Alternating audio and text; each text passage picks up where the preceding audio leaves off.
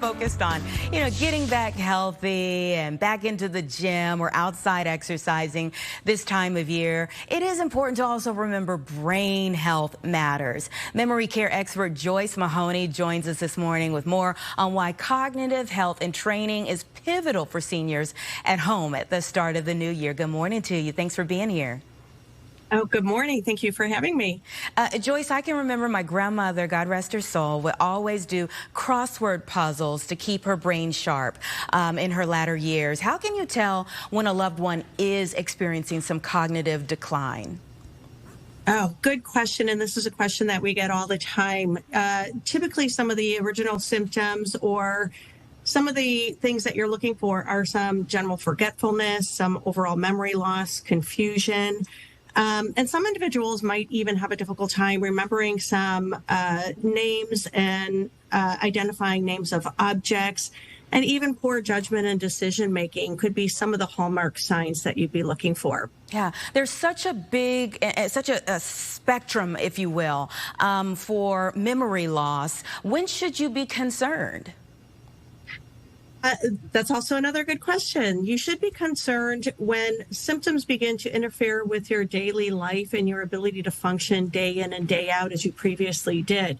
So when symptoms are persisting for a prolonged period of time, whether weeks or even a couple of months, it's typically not normal to have those symptoms occur. So again, if it's not getting any better, you're not seeing any improvement, that's when you need to seek professional help and see your family doctor or a neurologist at that point. Yeah, let's speak to the caregivers.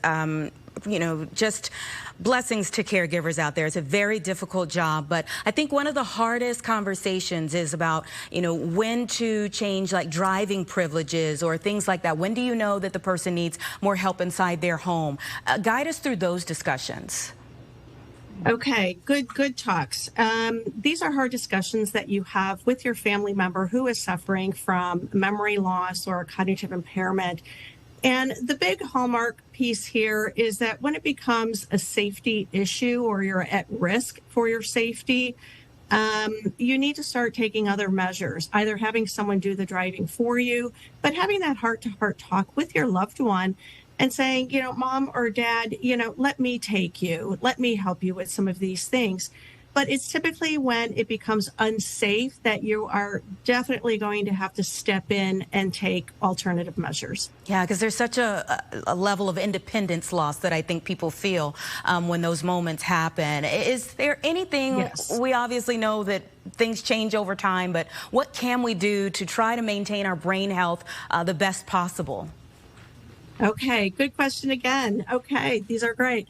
To maintain brain health, we have the tendency to focus on physical fitness, our overall body, but we forget about the brain. And so we have to keep the brain stimulated and exercise that as well. But some of the things that we need to do, we need to start with typical lifestyle elements such as eating well, having a healthy diet, and staying socially active.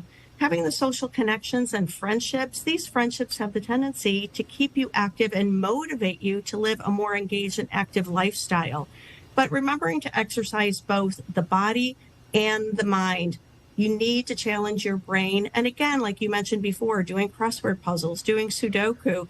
But also some of the lifestyle factors are also eliminating or reducing smoking, alcohol, and also getting enough rest. Sleep is imperative to brain health as well and brain function. But some of the additional things that you can do some different memory recall games, word associations, and to believe it or not, dancing is a great exercise for both body and brain, and it's a lot of fun as well. So you need to enjoy what you're doing, otherwise you won't stick with it. So find something you enjoy, have fun with it, but stay active and stay engaged. I have thoroughly enjoyed our conversation, and I hope that it's helped a lot of people who are either experiencing this or trying to help someone who is. Thank you so much for your time. Thank you for having me. Just about